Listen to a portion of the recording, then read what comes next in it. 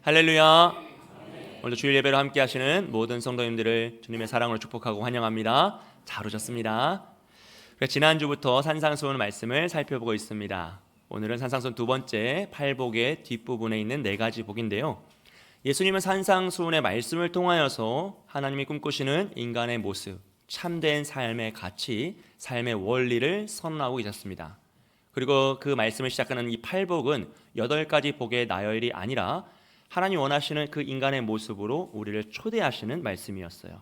그래서 그 말씀 안으로 들어온 자들에게 이후에 산상수훈의 말씀을 가르치시며 정말로 더 위대한 내일을 살아가려면 어떻게 해야 되는지, 하나님이 꿈꾸시는 그 온전한 믿음의 삶을 살아가려면 어떤 원리를 가지고 어떤 방법으로 살아가야 하는지를 가르쳐주시는 말씀이었습니다. 지난주 우리가 팔복의 앞부분의 4가지 복을 살펴보았는데요. 이는 하나님과 우리의 관계성을 중심으로 나타납니다. 우리가 죄로 인해 하나님에 대한 모든 형상을 잃어버리고 그 상실한 그 심령이 가난하여서 하나님을 찾고 애통하며 나아올 때 하나님은 우리를 위로하시며 우리에게 하나님의 온유함의 성품을 주신다 그랬어요. 그래서 하나님께서 온유한 하나님의 성품을 주시고 우리에게 영역, 땅을 기업으로 주시는데 그 영역 속에서 살아갈 때 목마릅니다. 왜냐하면 그 땅에 여전히 불의함이 가득하기 때문이죠. 이 세상에 하나님의 기준성이 무너지고 불의함이 가득해서 우리는 그 목마르고 줄인 심정으로 그 땅을 향해 달려가요. 각 영역으로, 우리의 삶의 영역으로, 정치, 경제, 사회, 문화 모든 세상 속으로 달려가서 그 기준성을 회복시키고자 애를 쓰며 살아갑니다. 그때 하나님은 우리를 통하여서 하나님의 기준성을 회복시키시며 하나님의 의로우심을 드러내시죠. 그러므로 우리는 이 세상이 줄 수 없는 배부름의 은혜를 누립니다. 하나님의 도우심의 역사를 경험하고 온전한 그 뜻이 성취되는 모습을 보면서 기쁨과 감사를 누리며 살아갈 수 있노라 라는 것이죠. 그리고 오늘 이후에 뒷부분의 4가지 복은 그렇게 하나님 안에서 하나님의 뜻을 성취하며 살아가는 그 믿음의 사람이 이제는 옆 사람들과는 어떻게 살 거냐는 거예요. 하나님과는 이렇게 잘 살아갈 것인데, 하나님 안에서 그 온전한 뜻을 성취하며 살아갈 것인데, 그 사람이 이제 우리 주변에 있는 이웃들과 나의 가족과 사랑하는 이웃과 이 세상은 어떻게 바라보며 살아가야 할지를 가르치고 있습니다. 오늘 한 가지씩 살펴보기 원하는데요. 5번째 복입니다. 긍휼히 여기는 자가 받는 복입니다. 우리 7절 말씀 함께 읽겠습니다. 시작. 긍휼히 여기는 자는 복이 있나니 그들이 긍휼히 여김을 받을 것이며. 아멘. 여러분, 긍휼은 인간을 바라보시는 하나님 아버지의 마음이에요. 사랑의 마음이죠. 사랑으로부터 시작되어서 불쌍히 여기고 안타깝게 여기는 마음입니다. 우리가 심령이 가난하여서 하나님께 애통하여 온유함을 받고요. 이 세상을 바라보면 아직 하나님께 들어오지 않은 사람들이 너무나 많이 있어요. 여전히 세상에 속아서 그 거짓된 진리에 사로잡혀서 고통 가운데 있는 사람들이 너무나 많이 있습니다. 그리고 그들을 바라볼 때 우리의 마음속에 긍휼함이 생기는 거죠. 아, 저렇게 살면 안 되는데, 저것은 거짓인데 나도 저렇게 속아서 고통을 당했었는데 그 길을 가면 안 될 텐데 어찌할까 하는 마음으로 애타는 마음이 생기는 거예요. 그 긍휼한 마음은 곧 하나님 아버지의 마음이에요. 그래서 우리가 긍휼한 마음을 가지고 있다라는 것은요, 단순히 감정적으로 불쌍히 여긴다는 영역을 뛰어넘어서 그 긍휼한 대상을 향하여서 힘써 달려가는 행동력을 가졌습니다. 적극적으로 그들을 돕고 싶어하고 그들을 도우려는 노력을 포함하고 있어요. 즉 예수님이 이 땅에 오셔서 천국 복음만 가르치신 것이 아니라 또 뭘 하셨죠? 병든 자를 고치시고 귀신을 내쫓고 약한 자들을 세워주셨어요. 사실 그건 천국과 상관없는 거잖아요. 그럼에도 불구하고 예수님이 그 모든 것을 하신 건 긍휼히 여기시기 때문입니다. 여러분, 달리다굼 소녀여 일어나라 하시고 예수님이 뭐라고 하셨죠? 먹을 것을 주어라. 생명만 살리는 것이 아니라 그 이후에 그가 살아갈 방법도 알려주시며 우리가 어떻게 섬겨야 할지를 알려주는 거죠. 그러므로 긍휼히 여긴다는 것은요, 우리 주변에 있는 어려운 이웃을 적극적으로 돕고 사랑하는 것을 의미합니다. 선한 사마리아인의 비유에서 말씀드렸던 것처럼 우리가 어려움 당한 이들을 외면하지 않고 사랑으로 동기부여되어 사랑으로 한계를 뛰어넘으며 그들을 섬기고 보살피는 것을 의미하죠. 그리고 이렇게 우리가 누군가를 긍휼히 여길 때 그 사람은 어떤 복을 받습니까? 하나님께 긍휼히 여김을 받습니다. 사랑하는 여러분, 우리가 어려운 이웃을 긍휼한 마음으로 섬기면 하나님은 우리를 더 큰 긍휼로 사랑으로 채워주실 줄 믿습니다. 시편 41편 1절 3절 말씀 우리 다 함께 읽겠습니다. 시작. 가난한 자를 보살피는 자에게 복이 있으며 재앙의 날에 여호와께서 그를 건지시리로다. 여호와께서 그를 지키사 살게 하시리니 그가 이 세상에서 복을 받을 것이라. 주여 그를 그 원수들의 뜻에 맡기지 마소서. 여호와께서 그를 병상에서 붙드시고 그가 누워있을 때마다 그의 병을 고쳐주시나이다. 아멘. 사랑하는 여러분, 우리가 가난한 자를 긍휼한 마음으로 섬기고 보살피면 하나님께서는 우리를 재앙의 날에 건지신다고요. 우리 생명을 살리시고 우리 병 가운데 있을 때 고쳐주신다라고 약속하고 계십니다. 여러분, 우리가 받을 사랑을 계수하셔서라도 긍휼히 여기시며 어려운 이웃을 잘 섬기시기를 소원합니다. 제가 군대를 2002년에 월드컵이 한참 뜨거울 때 군대에 갔다가요 2년 2개월 군 생활을 마치고 2004년 6월 1일 날 제대를 했어요. 그리고 6월 29일에 아프리카 케냐로 단기 선교를 6개월 동안 하려고 떠납니다. 아버지 친구분이 선교사님이셔가지고 갔더니 정말 아프리카더라고요. 정말 케냐였어요. 캐나다인 줄 알고 갔더니 정말 한 사막 가운데 제가 떨어져가지고 외국인 노동자로 6개월을 있었거든요. 사진 한번 보시면 이런 모습으로 아이들과 이제 생활을 했어요. 저런 교회를 3개를 건축하는 과정 가운데 있었고, 다음 사진 보시면 외국인 노동자의 모습입니다. 저 이제 교회가 완공됐어요. 제가 있을 때 한 6개월 동안 정말 고생하면서 주로 이제 뭘 했냐면, 저는 이제 언어가 안 되잖아요. 그 아이들은 영어를 안 써요. 부족어를 써요. 스와힐리어를 쓰고 또 툴카나 부족어를 따로 써서 아예 말이 안 통해요. 그러니까 바디랭귀지로 그냥 이렇게 하면서 선물 주면서 제가 했던 일은, 다음 사진 보시면 물을 떠다 주는 거예요. 저 강이 저렇게 선교지 교회를 건축하는 데서 차로 30분이요. 걸어가면 2시간 반에 3시간 정도 걸립니다. 그러니까 하루 종일 사람들이 물을 떠다 놓으면 공사를 할 수가 없어요. 차로 30분 가서 약 2톤 정도의 물을 트레일러에 담아가지고 다시 날아다 주고, 이게 제 일이었어요. 그래서 하루에 한 6번 하면 해가 지고 이제 야간이 되는 거죠. 그리고 다음날 새벽에 일어나서 또 저걸 6개월 했어요. 죽을 일이에요, 정말. 근데 정말 제가 충격적이었던 건, 저 물이 흙탕물이잖아요. 저걸 이제 퍼다가 시멘트를 비벼서 벽돌을 만들거든요. 근데 저 물을 뜰 때 보면 옆에 동물들이 물을 마셔요. 염소나 낙타나 다 물을 마셔요. 그리고 그 옆에 아이들이 물을 마셔요. 저 물을 그대로 고개를 숙여서, 짐승과 똑같은 방법으로 고개를 숙여서 입으로 그냥 물을 마셔요. 제가 그 모습을 처음 보고 너무 놀라가지고 그냥 한국말로 야 그거 먹으면 큰일 난다고 막 소리쳤어요. 근데 마실 물이 없으니까, 우물이 없고 수도 시설이 없으니까 이 아이들이 그냥 목마르니까 저 물을 마셔요. 그럼 당연히 어떻게 되겠습니까? 수질성 질병에 걸려서 정말 많은 아이들이 죽어요. 전염병에 너무 많은 아이들이 죽고, 제가 6개월간 그곳에 있으면서 정말 너무 안타까운 것이, 비가 한번 오면, 잠깐 와요. 비가 한번 스치듯이 오면 수백 명이 죽어요. 말라리아가 다 몸속에 있는데 그게 발현돼가지고 그냥 죽는 거예요. 말라리아 약이 500원이거든요. 그 동네에서. 그 500원짜리 알약 하나가 없어서 정말로 하루에도 수백 명이 죽고 1년에 약 900만 명의 아이들이 죽습니다. 그 모습을 제가 이제 보고 온 거죠. 현실로 정말 비참함을 보고 와버린 거예요. 그래서 제 마음속에 제3세기 아이들에 대한 마음이 생겨버렸어요.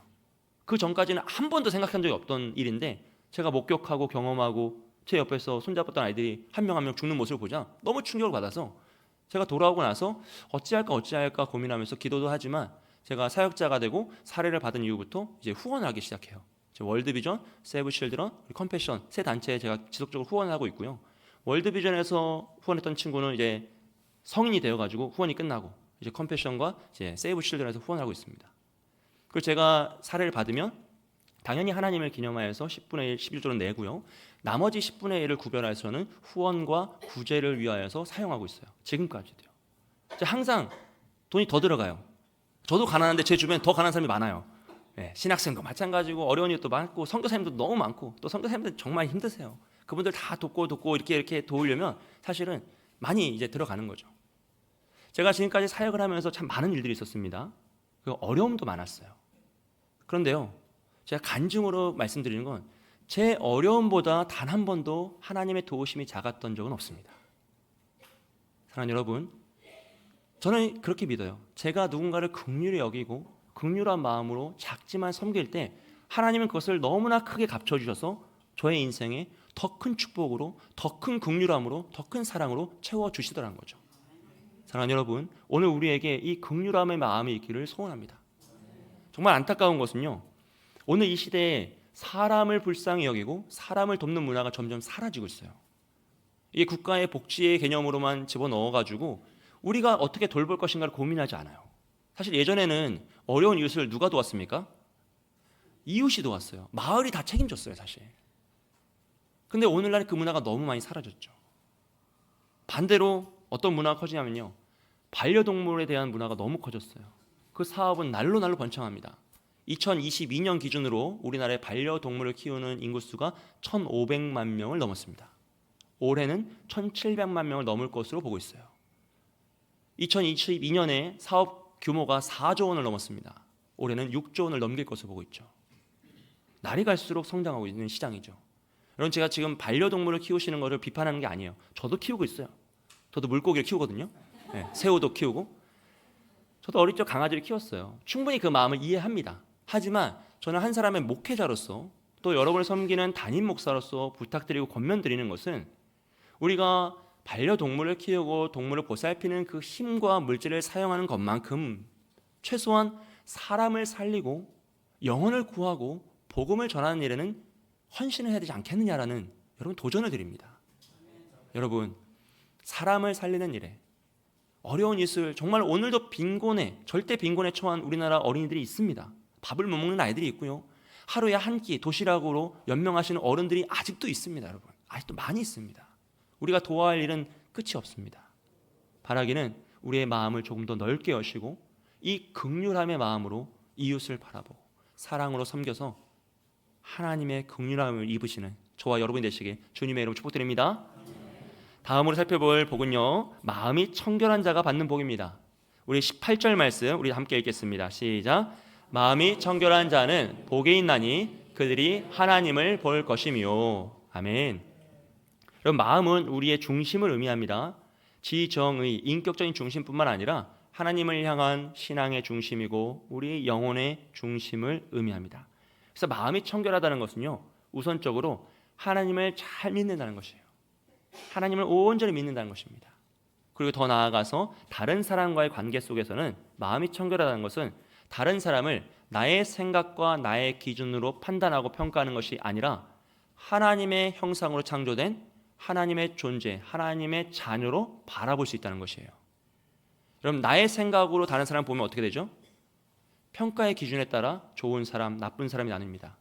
하지만 하나님의 눈으로 바라보고 하나님의 형상으로 바라보면 모두가 다 존귀한 자가 된다는 것이에요. 이것이 마음이 청결한 사람의 모습입니다. 그리고 그 사람은 하나님을 보는 복을 누려요. 그래서 이게 1차원적으로 하나님 짠 나타나셔가지고 얼굴을 보는 것이 아니라 하나님의 임재 속에서 하나님의 은혜를 누리는 삶을 살아간다라는 것을 의미하죠.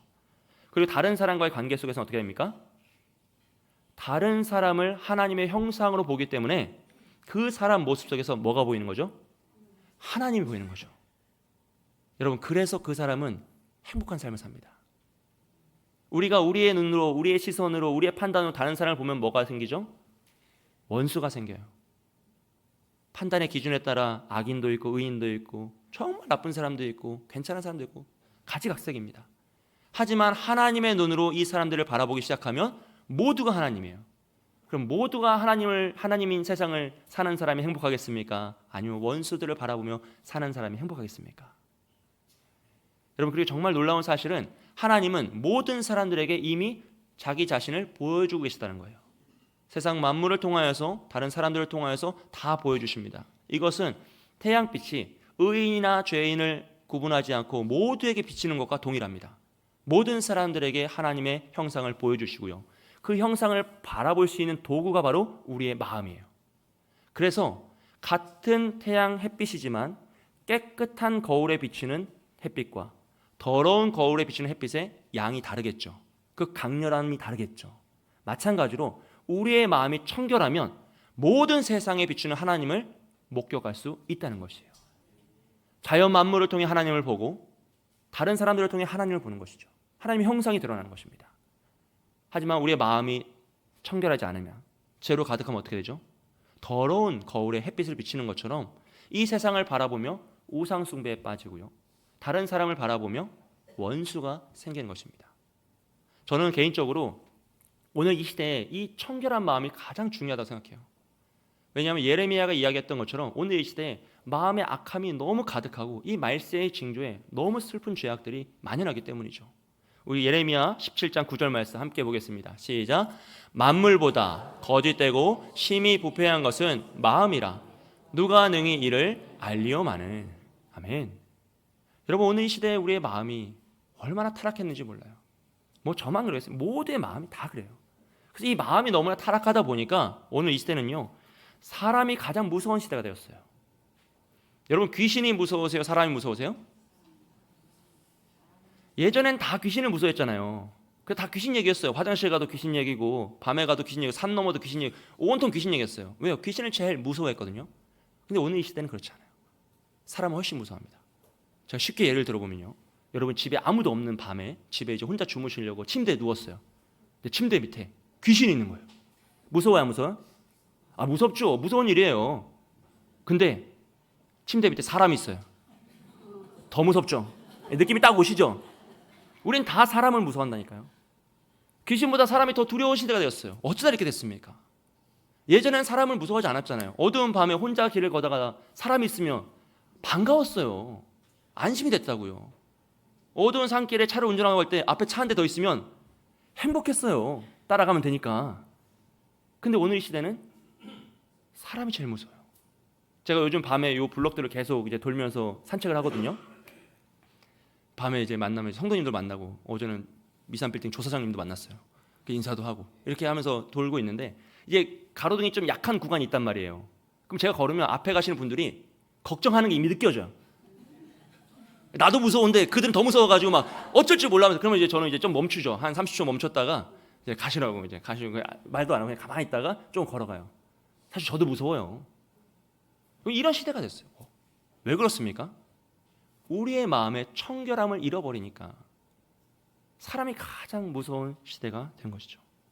여러분, 그래서 우리는 마음의 청결함을 다시 회복하고자 애써야 합니다. 마음이 청결한 비결은요, 어렵지 않아요. 죄를 짓지 않는 거예요. 죄를 회개하는 것입니다. 단순하게 마음을 먹고 두 마음을 품지 않는 거예요. 오직 하나님만을 바라보며 죄를 끊어내려고 애를 쓰는 것이죠. 구약시대의 대제사장들은요, 1년에 한 번입니다. 속죄일에 온 이스라엘의 죄를 사하기 위하여서, 하나님께 용서받기 위하여서 지성소 안에 들어갑니다. 그런데 죄가 있는 상태로 들어가면 들어가자마자 죽어요. 한 걸음 떼는 순간 죽어요. 그래서 그들은 정결의식을 굉장히 중요하게 생각하죠. 자기 목숨이 달린 일이니까요. 그래서 온 몸과 마음과 육체를 정결하게 하죠. 그리고 전승에 보면 지성소에 들어가기 3일 전부터 잠을 안 잤다 그랬어요. 왜냐하면 혹시나 내가 꿈 중에 부정한 꿈을 꿔서 죄를 지을까 봐, 자기 의도성이 없는 죄를 지을까 봐 잠도 자지 않았다 합니다. 여러분, 오늘 우리에게 이런 노력이 필요해요. 잠을 안 잔다고 우리가 죄를 안 짓겠습니까? 그러진 않지만 우리가 죄를 안 지으려는 노력이 필요해요. 죄를 지었으면 회개하려는 노력이 필요합니다. 다른 사람을 내 기준과 내 판단으로 평가하는 것이 아니라 그를 하나님의 형상으로 바라보려는 노력이 필요하다는 것이죠. 그럴 때 우리의 마음이 청결해지는 거예요. 그리고 그런 사람은 온 세상 만물 속에서 하나님을 봅니다. 사랑하는 여러분, 여러분의 가정에 계시는 가족들을 통해서 하나님의 형상을 보시길 축복합니다. 남편의 모습 속에서 뭐가 보여야 돼요? 아멘. 아멘. 부인의 모습 속에서 뭐가 보여야 됩니까? 하나님의 형상입니다. 물론 하나님 가끔 분노하시니까 그렇긴 하지만 그래도 하나님의 형상을 보는 거죠. 그러면 우리 마음속이 기쁨으로 가득 차고 평안의 삶을 살아갈 수 있다는 것이에요. 오직 우리의 마음을 청결하게 하여 하나님의 형상을 보시는 저와 여러분이 되시길 주님의 이름으로 축복드립니다. 그리고 우리가 함께 살펴볼 것은요, 7째로 화평케 하는 자가 받는 복입니다. 우리 9절 말씀 함께 읽겠습니다. 시작. 화평하게 하는 자는 복이 있나니 그들이 하나님의 아들이라 일컬음을 받을 것이며. 아멘. 심령이 가난한 자가 애통하여 하나님께 울부짖으면 온유한 마음을 주세요. 그리고 이 세상을 바라보면서 줄이고 목마른 심정으로 달려들죠. 그랬더니 여전히 죄 가운데 있는 사람들을 보면서 긍휼합니다. 그 긍휼함의 마음으로 이 세상과 사람을 바라보고요, 청결함의 마음으로 하나님을 바라보며 이 세상 속에 살아가는 자는요, 그 중간에 끼인 자로서 화평케 하는 역사를 일으킵니다. 하나님께 와야 될 사람들에게 복음을 전하여 그들을 하나님께 인도함으로써 그 불의한 자들이 하나님 안에서 화평을 누리게 해요. 이것은 마치 예수님이 하나님과 우리 사이에서 십자가의 죽음과 부활로 우리를 구원하셨던 것처럼, 우리를 하나님과 화평케 하는 존재가 되게 하셨던 것처럼 우리가 그 역할을 감당하며 나아가는 것이죠. 그래서 우리의 삶을 통하여 이 세상이 하나님께로 돌아오게 됩니다. 화평의 역사를 이루는 거죠. 그래서 그런 사람들은 어떤 복을 받습니까? 하나님의 아들이라 일컬음을 받아요. 그가 예수님과 같은 일을 하기 때문입니다. 예수님처럼 모든 사람을 하나님께 돌아오게 하고 화평의 역사를 이루기 때문에 그 마음을 붙잡고 살아가는 자는 이 세상에서 화평의 역사를 이루고 하나님의 자녀로 부름받는 것이죠. 여러분, 그렇다면 이 사람은 어떻게 그렇게 할 수 있을까요? 그 사람이 전한 복음이 왜 능력이 있어서 그 많은 사람들을 하나님께 이끌었을까요?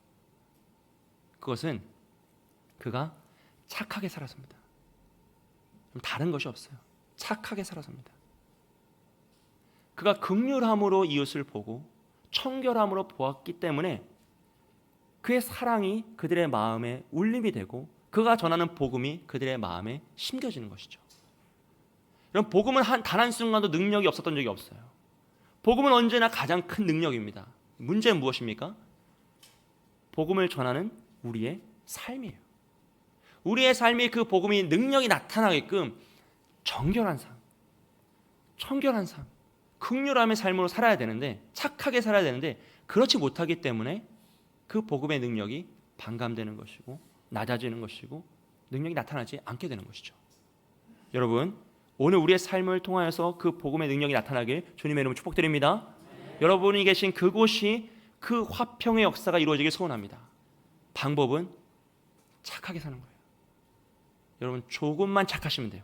그러니까 아주 착할 필요까지 없어요. 요새 조금만 착하면 돼요. 한 번만 더 착하시고, 한 번만 더 인내하시고, 한 번만 더 용서하시고, 한 걸음만 더 물러나시면 그 복음의 역사가 일어나 이 화평의 축복이 임할 줄 믿습니다.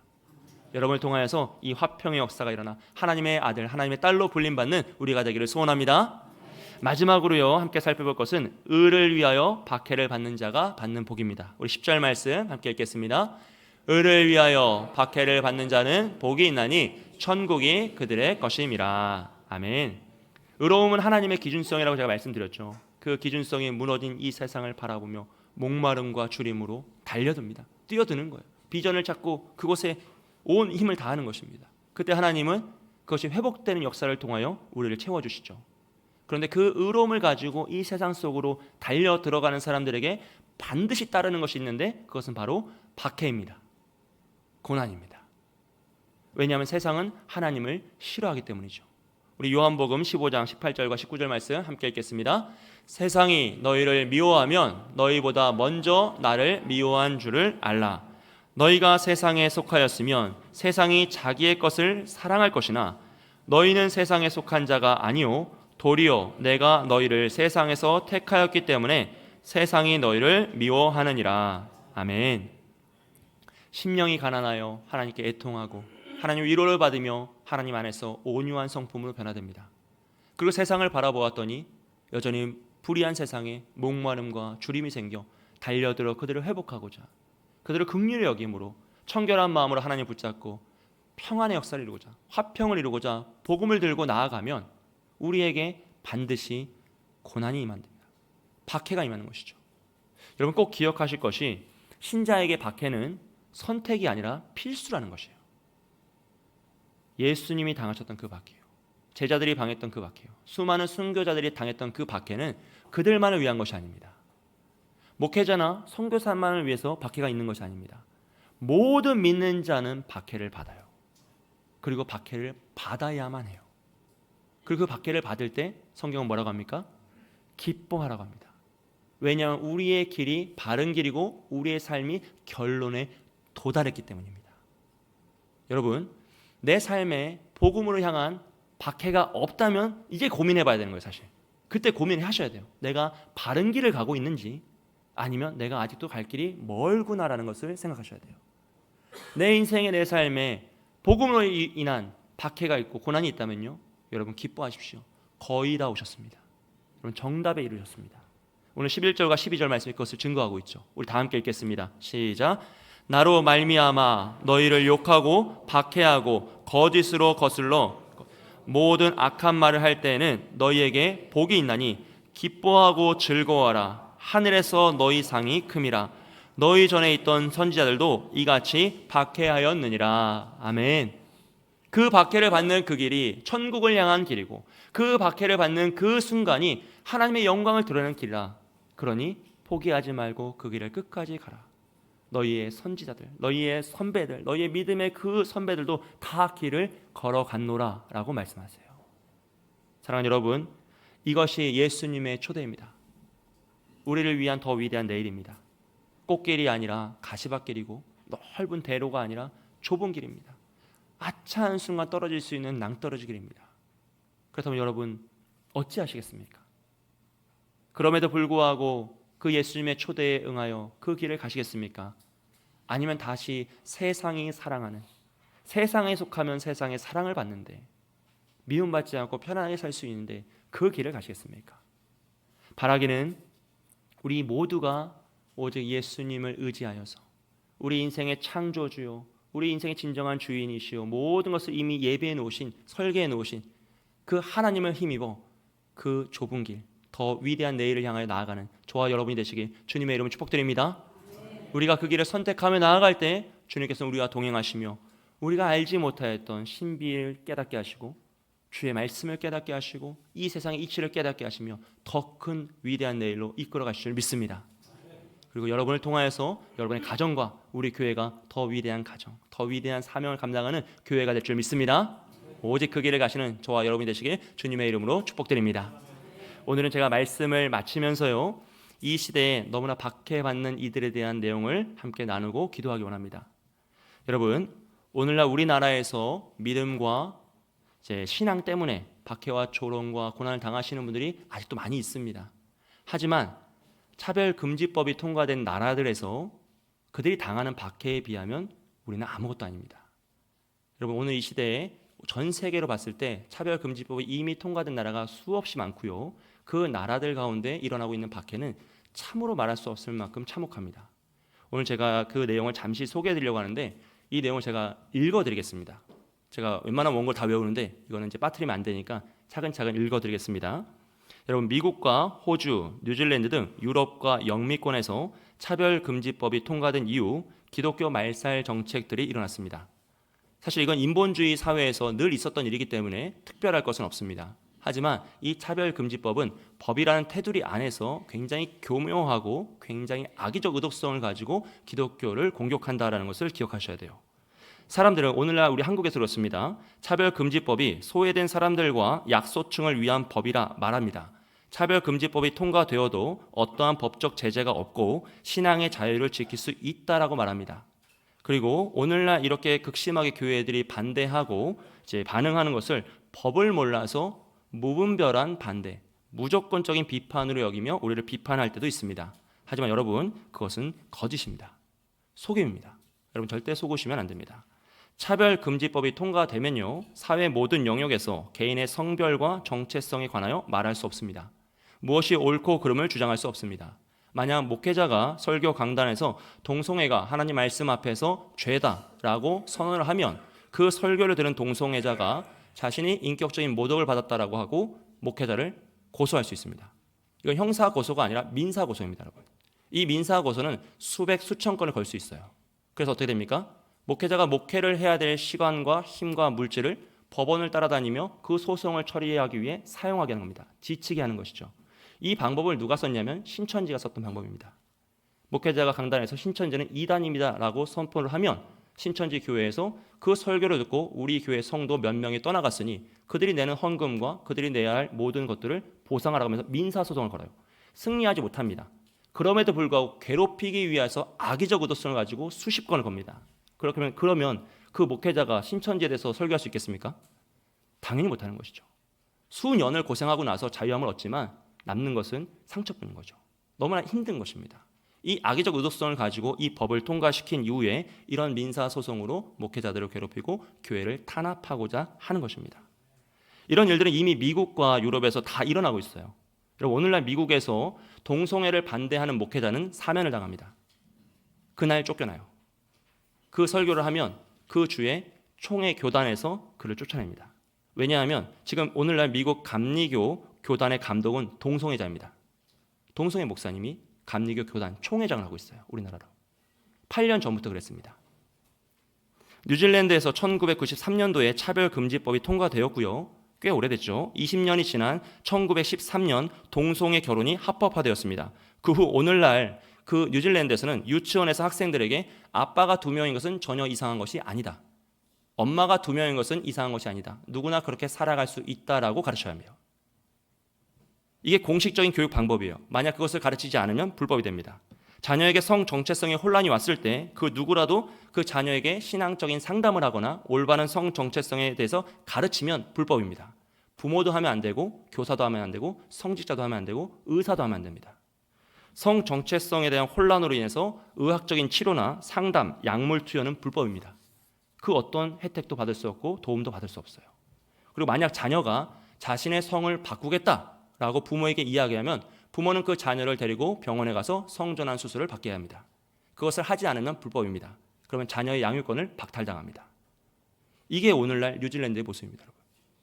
약 30년에서 40년도 지나니 이런 현상이 일어난 것이죠. 그리고 오늘 우리나라도 여러분 쉽지 않습니다. 올해 7월 대법원은 동성 커플을 일반적인 부부처럼 건강보험의 피부양자로 인정하는 판결을 내렸어요. 이는 다양한 가족제도를 찬성하는 법적인 판례가 생긴 겁니다. 여러분, 그들이 이 판례를 성공하기 위해서 약 6년 정도 싸웠습니다. 대단한 일이죠. 대단한 애씀이죠. 그리고 그 법이 통과되었습니다. 작은 판례이지만 여러분, 법적인 판례는 정말 큰 힘이 있고요. 이 작은 구멍이 댐을 무너뜨릴 수 있습니다. 그리고 심지어 우리 교단이죠. 한국 기독교 장로회 기장이라고 하는 그 교단에서는 2020년에 차별금지법을 지지하는 성명서를 발표했습니다. 기독교 안에서도 이 차별금지법을 반대하는 것이 아니라 찬성하는 이들이 있습니다. 여러분, 오늘 정말 어두운 시대가 오고 있습니다. 그리고 우리는 굉장히 중요한 시점에 있다는 것을 기억했으면 좋겠어요. 저는 여러분의 정치적 성향을 다 알지 못하고 저는 그걸 중요하게 생각하지 않습니다. 더 중요한 건 나라와 민족을 위해서 기도하셔야 된다는 겁니다. 정말 지금은 깨어 기도할 때입니다. 이 악법이 한 번 넘어가면, 한 번 통과되면 우리 시대에 아마 굉장히 큰 어려움이 올 겁니다. 그리고 우리 자녀들의 시대에는 걷잡을 수 없는 태풍이 올 것입니다. 이건 이미 미국에서 일어난 일이고요. 뉴질랜드에서 다 일어나 버린 일입니다. 불과 30년입니다. 불과 40년입니다. 아차하는 순간 우리가 깨어 기도하지 못하면 정말 큰일이 납니다. 여러분, 그 나라에서 자녀를 키우고 있는 부모님들의 마음은 어떨까요? 그 나라에서 직장 생활하고 있는 그리스도인들의 마음은 어떨까요? 말 한마디 하면 왕따를 당합니다. 말 한마디 잘못하면 잘립니다. 학교에서도 다닐 수가 없습니다. 그들이 당하고 있는 고난과 박해를 여러분 기억하십시오. 그리고 그들을 위해서 기도하시기를 소원합니다. 지금 함께 기도하겠습니다. 우리 말씀을 들으며 주신 은혜가 있다.